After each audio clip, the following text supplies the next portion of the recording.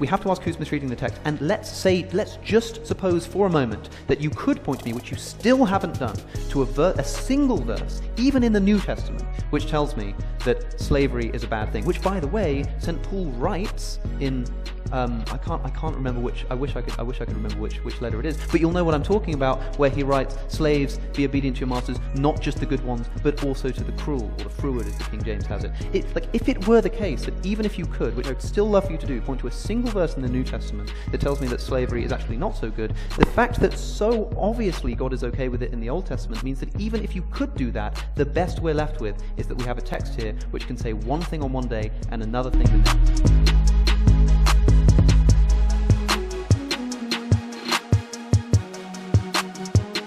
What's up, y'all, man?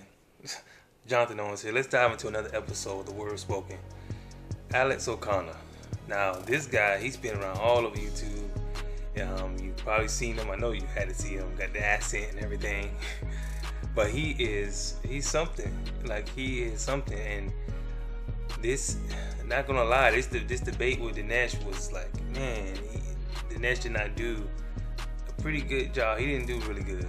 But to his point, Dinesh is not like, that's not to his strong suit, like all the Christian theology in the Bible, not from what I've seen. But let's dive into exactly what Alex was trying to just say, because if he's watching, that'd be a blessing if he wants to have a conversation, because I can explain the things that he was trying to say. Well, if you look at what he said about the Exodus, the 21, now let's see exactly what he's talking about, because he'll say things and it'll seem like it's twisted, and it'll seem like it's saying one thing and it's not. Let's look at it. Exodus 21. So let's see exactly what he's trying to get across, because this passage will be noticed in the Old Testament. So if you've seen that debate, you'll see that they said in the Old Testament, you can't just like wash away, Alex will say, everything that happens in the Old Testament. Like, you just can't whitewash it. It happened, and then you gotta deal with it and address it. Okay, fine, let's go. These are the laws that you are to set before them. This is Moses. If you buy a Hebrew servant, he is to serve you for 6 years. But in the 7th year, he shall go free without paying anything. If he comes alone, he is to go out free alone. But if he has a wife when he comes, she is to also go with him. So he was trying to make a gripe about this, and it's like the gripe comes in the next part. But don't just gloss over the fact that it says that. But if he has a wife, when he comes, she'll go out with him too. Because this was like, remember, 7 is the number of completion for the Lord. So it's like, they'll serve you for 6 years, but in the 7th year, they'll go free. It said, if his master gives him a wife, and she bears him a sons or daughters, the woman and her children shall belong to the master, and only the man shall go free. But if the servant declares, I love my master and my wife and children, and do not want to go free, then his master must take him before the judges. He shall take him to the door, and the doorpost, pierce his ear with an awl. Then he will be his servant for life. So this is what he was saying. Like, why didn't God just outlaw this entirely and completely? That was his whole gripes. Like what, he's supposed to be his property forever. He take it. It's like you're trying to understand what happened in the Old Testament thousands of years ago with a 21st century mind. So break it down like this. In this time, just like a lot of times, women were treated not properly. But how can God deal with this without entirely removing free will? Remember, there's a certain amount of things that God has to allow, because he has perfectly sovereign control, but there's free will. So in that free will, God sovereignly controls everything, navigating people's free will to accomplish his end goal anyway. So in the terms of this passage, God is saying, I already told you how to treat women. From Adam and Eve, I told you that you shall become one flesh with her. You are equal with her. You are supposed to love her. You're supposed to cherish her. I already told you how to treat women, but mankind did not do it that way. So God can outright just say, you don't do this at all, but God is like, I know that the sinful human hearts are going to do things, so what am I going to do? I'm going to try to put laws in place to navigate through their wicked schemes. It's the same manner where Jesus in the New Testament said, because they asked him, man, whose wife would, like, if you're going to divorce your wife for any reason, it was like I divorced my wife because I gave her a certificate the divorce. And then Jesus said, man, Moses only did this because of the hardening of your heart. He was like, but in the beginning this was not so. Jesus said, in the beginning I made them male and female, that the two shall become one flesh. And they should leave his father and mother and become one flesh with his wife. This is a permanent thing that was supposed to be the case. As we know in the book of Malachi, God said, I hate divorce. So God's whole intentions were for the husband and wife to be together forever. But God's like, Moses only did this because of the hardening of your heart. Because you wasn't going to listen and you was going to put away your wife anyway. Well, now I'm going to put some stipulations and some regulations in there of how to do it, even though I know you're going to do it anyway. So in the same place right here in Exodus 21, I know you're going to treat your family, your wives and your women's wrong. But now I got to put regulations in there to make sure that you do it. See, I didn't want to have to put laws and regulations of treating the woman right because I already told you how to do it. But since you're going to mess up and you're going to do these wicked things anyway, now I got to put laws and regulations in place so that it can be exercised properly. But he'll say, why did God just outlaw it? He already told you how to do it.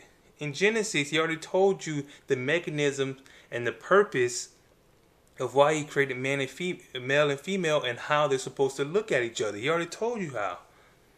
But that didn't stop mankind. So what else did he bring up? What else did Alice bring up? This happened in the debate. He talked about how this wasn't even ruled out in the New Testament. Then he had misquoted and said that Paul said was actually Peter. So it wasn't Paul, it was actually Peter. So in 1 Peter 2:18, what does it say? This is 1 Peter that it says, slaves, in reverent fear of God, submit yourselves to your masters, not only to those who are good and considerate, but also to those who are harsh. So that he said that Paul said that. It was actually Peter. And then what did Peter say that for? Because Peter is like, in the time of the Roman Empire, they're still there. He's like, slaves, meaning servants, in reverent fear of God, submit yourselves to your masters, not only to those who are good and considerate, but those who are harsh, meaning that you do not rebel against them, meaning like you don't cause an uprising, like a mutiny, whatever the case you're trying to say. You don't do that because you are more fearful of the Lord than anything. So, but somebody like Alice might say that why did God even say that at all? Why did he even institute this type of thinking in the mind of Christian people? Why did he even do this to even subtly promote an endorsement for slavery?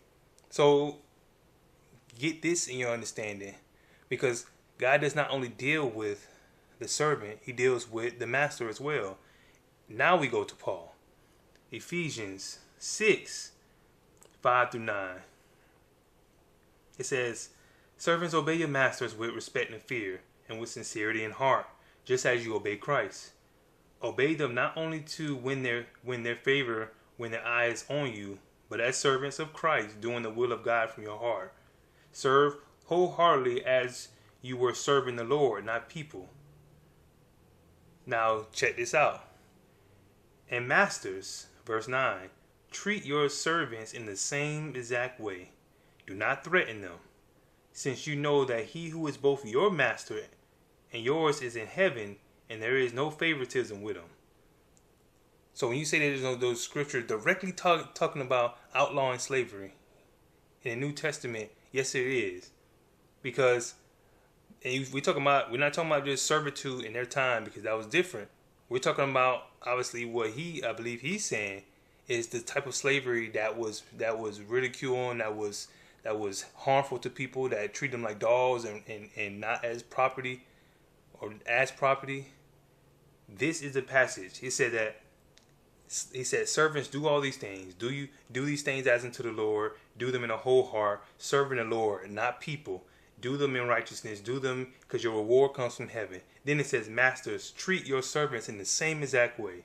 Do not threaten them, since you know that he who is both your master and yours is in heaven, and there is no favoritism with him. He doesn't care about you more than he cares about the servant. So yes, Alex, there is a passage that talks about it.